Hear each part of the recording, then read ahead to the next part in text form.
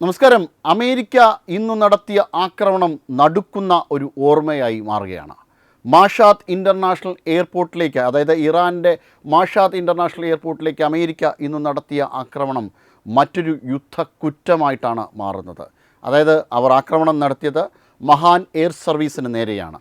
മഹാൻ air service ഇന്ത്യയിൽ നിന്ന് ഇറാനിലേക്ക് അവശ്യ സാധനങ്ങൾ, അവരുടെ മറ്റ് നിത്യോപയോഗ സാധനങ്ങൾ, ഭക്ഷണ സാധനങ്ങൾ, മരുന്നുകൾ ഇവയൊക്കെ എടുക്കുവാൻ വേണ്ടിയിട്ട് ഇന്ത്യയിലേക്ക് യാത്ര തിരിച്ച വിമാനത്തിന് നേരെയായിരുന്നു അമേരിക്ക ഇന്ന് ആക്രമണം നടത്തിയത്. അക്ഷന്തവ്യമായിട്ടുള്ള, ഒരിക്കലും ക്ഷമിക്കുവാൻ പറ്റാത്ത ഒരു കുറ്റം തന്നെയാണ്.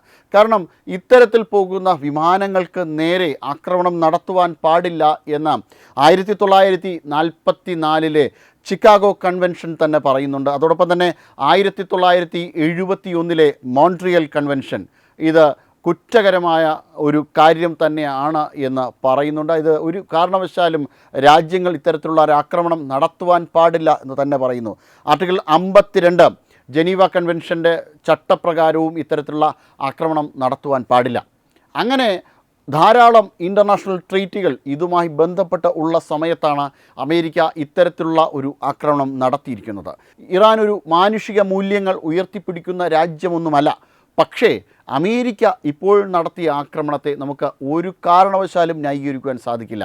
ഈ യുദ്ധം ആരംഭിച്ചത് മുതൽ തന്നെ ഇറാനിൽ വേണ്ട അവശ്യ സാധനങ്ങൾ, അതായത് മരുന്നുൾപ്പെടെയുള്ള അവശ്യ സാധനങ്ങൾ ഇന്ത്യയിൽ നിന്ന് കയറ്റുമതി ചെയ്യുന്നുണ്ട്.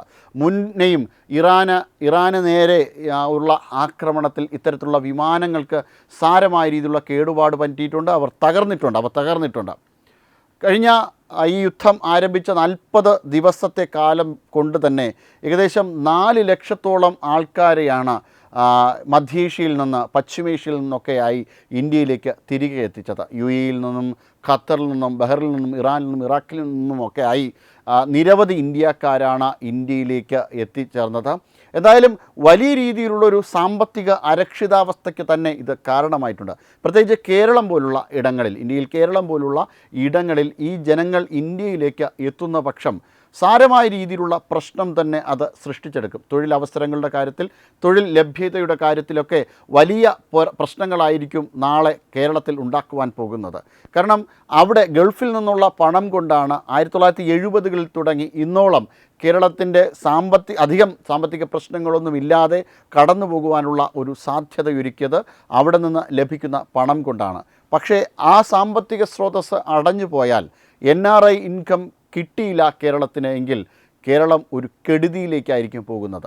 ഇന്ത്യക്കകത്തുള്ള ഒരു സംസ്ഥാനമായതുകൊണ്ട് തന്നെ കുറച്ച് പ്രശ്നങ്ങൾ ഒഴിവായി കിട്ടും. കാരണം രാജ്യം നോക്കിക്കൊള്ളുമല്ലോ.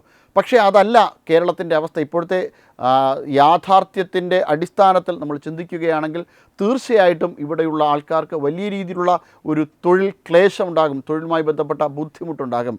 ഇപ്പോൾ തന്നെ നാഷണൽ ആവറേജിൽ നിന്ന് വളരെ മുകളിലാണ് കേരളത്തിലെ തൊഴിലില്ലായ്മ. അത്തരത്തിൽ വലിയ പ്രശ്നങ്ങൾ സൃഷ്ടിക്കുവാനുള്ള സാധ്യത തന്നെയാണ് ഇത് വഴി തുറക്കുന്നത്. എന്തായാലും ഇത്തരത്തിലുള്ള ഒരു ആക്രമണത്തെ, അമേരിക്ക ഇന്ന് നടത്തിയ ഈ ആക്രമണത്തെ ഒരിക്കലും ന്യായീകരിക്കുവാൻ കഴിയില്ല. കാരണം യുദ്ധരംഗത്തായാലും സാധാരണ മനുഷ്യർക്ക് വേണ്ടിയിട്ടുള്ള മരുന്നും മറ്റ് അവശ്യ സാധനങ്ങളും കൊണ്ടുപോകുന്ന വിമാനത്തിന് നേരെ നടത്തിയ ആക്രമണത്തെ ഒരിക്കലും ഏതു മാനുഷിക തലത്തിൻ്റെ പരിഗണനയിൽ എടുത്താൽ പോലും അതിനെ നമുക്ക് ഒരു രീതിയിലും ന്യായീകരിക്കുവാൻ കഴിയില്ല. ഇറാൻ ഒരു വലിയ നല്ല നന്മയുള്ള രാജ്യമാണ് എന്ന അവകാശവാദമൊന്നും തത്വമയിക്കില്ല.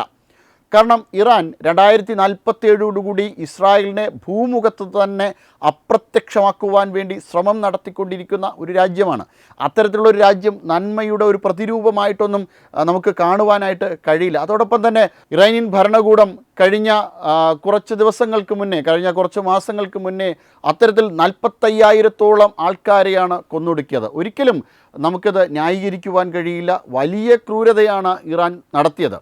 പക്ഷേ ഇപ്പോൾ അമേരിക്ക നടത്തുന്ന, അല്ലെങ്കിൽ ഇസ്രായേൽ നടത്തുന്ന ആക്രമണത്തെ നമുക്ക് മറ്റൊരു മേഖലയിലൂടെ, മറ്റൊരു രീതിയിലൂടെ ചിന്തിച്ചാൽ നമുക്ക് ന്യായീകരിക്കുവാൻ പറ്റും. കാരണം ഇസ്രായേലിന് നേരെ ഏത് നിമിഷവും വലിയ ഒരു ആക്രമണം നടത്തുവാൻ വേണ്ടിയിട്ട് കോപ്പുകൂട്ടിയിരിക്കുകയായിരുന്നു ഇറാൻ. അപ്പോഴാണ് ഇസ്രായേലും അമേരിക്കയുടെയും സംയുക്ത സൈന്യം ഇറാന് നേരെ ആക്രമണം നടത്തിയത്. കാരണം ഒരു ആറ്റം ബോംബ് ഉണ്ടാക്കുമ്പോൾ, അണുബോംബ് ഇറാൻ ഉണ്ടാക്കി കഴിഞ്ഞു കഴിഞ്ഞാൽ തീർച്ചയായിട്ടും അത് ആദ്യത്തെ പരീക്ഷണം നടത്തുന്നത് ഇറാനിലോ മറ്റെവിടെയോ ആയിരിക്കില്ല, അത് ഇസ്രായേലിലായിരിക്കും എന്ന് ഉറപ്പാണ്. അത്തരമൊരു രാജ്യത്തിനകത്ത് ഇത്തരത്തിലുള്ള യുറേനിയം നിക്ഷേപം, യുറേനിയം ശേഖരണം ഉണ്ടാകുമ്പോൾ അത് ഒരു ആറ്റം ബോംബിനെ ലക്ഷ്യമാക്കി, അണുബോംബിനെ ലക്ഷ്യമാക്കിക്കൊണ്ടാണ് അത്തരത്തിലുള്ള ഒരു ശേഖരണം നടത്തുന്നത് എന്ന് മനസ്സിലാക്കി കഴിയുമ്പോൾ ഒരു രാജ്യത്തിനും കയ്യും കെട്ടി നോക്കി നിൽക്കുവാൻ കഴിയില്ല. അത് തന്നെയാണ് ഇസ്രായേൽ ചെയ്തത്.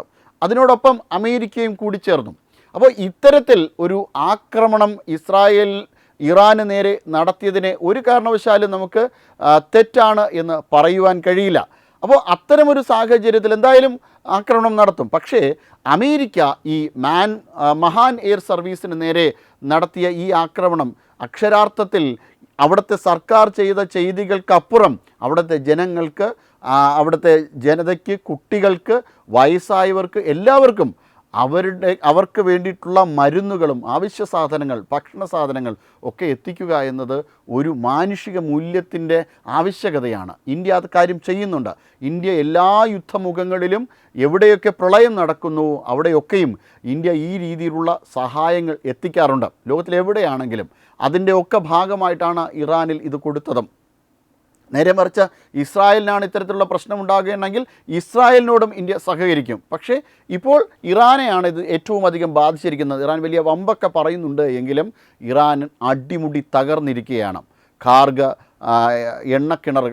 എണ്ണക്കിണറുകളുടെ കാര്യത്തിലായാലും, വൈദ്യുത പ്ലാന്റുകളുടെ കാര്യത്തിലായാലും, സ്റ്റീൽ പ്ലാന്റുകളുടെ കാര്യത്തിലായാലും, ഫാർമസ്യൂട്ടിക്കൽസോ അതോടൊപ്പം ഇറാൻ്റെ എല്ലാ മേഖലയും, കരാജ് പാലം ഉൾപ്പെടെ തകർന്നടിഞ്ഞു കഴിഞ്ഞു. ഇറാനിൽ ഇനി ഒന്നുമില്ലാത്ത അവസ്ഥയിലാണ്.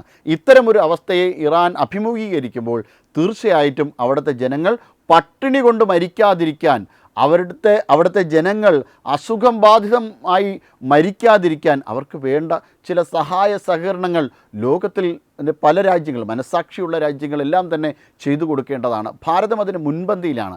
അതുകൊണ്ടാണ് ഭാരതം ഇത്തരത്തിലുള്ള സഹായം ചെയ്യുവാൻ സന്നദ്ധമായത്. പക്ഷേ ഇപ്പോൾ അമേരിക്ക ഈ നടത്തിയ ചെയ്തിയെ നമുക്ക് ഒരു കാരണവശാലും ന്യായീകരിക്കുവാനായിട്ട് കഴിയുകയില്ല. ട്രംപ് പലതരത്തിലുള്ള പൊള്ളത്തരങ്ങളും പലതരത്തിലുള്ള തെറ്റായ പ്രവണതകളും ഉള്ള പ്രസിഡൻറ്റ് തന്നെയാണ്. ഇപ്പോൾ വെനസ്വേലയിൽ ആക്രമണം നടത്തിയതിനെ ഒരിക്കലും നമുക്ക് ന്യായീകരിക്കുവാൻ കഴിയില്ല. അതോടൊപ്പം തന്നെ മറ്റ് പല രാജ്യങ്ങളും, ഗ്രീൻലാൻഡിലേക്കുള്ള കടന്നുകയറ്റത്തെ നമുക്ക് ന്യായീകരിക്കുവാൻ കഴിയില്ല. ഇങ്ങനെ ഒക്കെ നടക്കുന്ന ഒരു സാമ്രാജ്യത്വവാദിയാണ് ട്രംപ്. ട്രംപിനെ ഒരിക്കലും നമുക്ക് ന്യായീകരിക്കുവാൻ പറ്റില്ല. പക്ഷേ ഇപ്പോൾ നടത്തിയത് ഏറ്റവും അധികം വലിയ ക്രൂരതയാണ്. നമുക്ക് ഒരു രീതിയിലും നമുക്ക് ന്യായീകരിക്കുവാൻ പറ്റുന്ന മറ്റ് കാര്യങ്ങളെയൊക്കെ, ചെറിയ വിട്ടുവീഴ്ചകളൊക്കെ ചെയ്താലും ഇതിനെ നമുക്ക് ഒരു കാരണവശാലും ന്യായീകരിക്കുവാൻ പറ്റില്ല. വെനസ്വേലയുടെ കാര്യത്തിലാണെങ്കിൽ വെനസ്വേലയുടെ പ്രസിഡൻറ്റ് അവിടുത്തെ ജനങ്ങൾക്ക് വലിയ രീതിയിലുള്ള ദ്രോഹങ്ങൾ ചെയ്തു കൊടുത്തിട്ടുണ്ട്. പക്ഷേ അതൊന്നും അല്ല ഇവിടുത്തെ സാധാരണ ജനങ്ങൾക്ക് മരുന്ന് കൊണ്ടുപോകുമ്പോൾ, അവിടുത്തെ ഭക്ഷണം കൊണ്ടുപോകുമ്പോൾ അമേരിക്കയുടെ സൈന്യം ചെയ്യേണ്ടിയിരുന്നത്. ഇത് നാളെ ഈ യുദ്ധം കഴിഞ്ഞാലും ചർച്ച ചെയ്യപ്പെടും എന്നുള്ള കാര്യം ഉറപ്പാണ്. Web desk Tatwamayi news. വിട്ടുവീഴ്ചയില്ലാത്ത നിലപാടുകളുമായി ദേശീയതയുടെയും സമാജത്തിൻ്റെയും ശാക്തീകരണത്തിനു വേണ്ടി തത്വമയിയുടെ ജൈത്രയാത്ര തുടരുകയാണ്. യൂട്യൂബിൽ മാത്രം തത്വമയിക്ക് 10 ലക്ഷം സബ്സ്ക്രൈബേഴ്സിലേക്ക് എത്താൻ ഏതാനും ചുവടുകൾ മാത്രമാണ് ബാക്കി. മറ്റ് സോഷ്യൽ മീഡിയ പ്ലാറ്റ്ഫോമുകളിലും തത്വമയിയുടെ നിറസാന്നിധ്യം തുടരുകയാണ്. ഈ അവസരത്തിൽ ഞങ്ങൾക്ക് നിങ്ങളോടുള്ള അഭ്യർത്ഥന ഞങ്ങളോടൊപ്പം നിൽക്കുക എന്നുള്ളതാണ്. നിങ്ങൾ ഉപയോഗിക്കുന്ന ഏത് സോഷ്യൽ മീഡിയ പ്ലാറ്റ്ഫോം ആണെങ്കിലും ഞങ്ങളുടെ വരിക്കാരാകുക, ഞങ്ങളെ സബ്സ്ക്രൈബ് ചെയ്യുക, നിങ്ങളുടെ സുഹൃത്തുക്കളിലേക്ക് തത്വമയിയുടെ ഈ സന്ദേശം പ്രചരിപ്പിക്കുക. ഞങ്ങളോടൊപ്പം നിൽക്കൂ, രാഷ്ട്രത്തോടൊപ്പം നിൽക്കൂ, ദേശീയതയ്ക്കൊപ്പം സഞ്ചരിക്കൂ.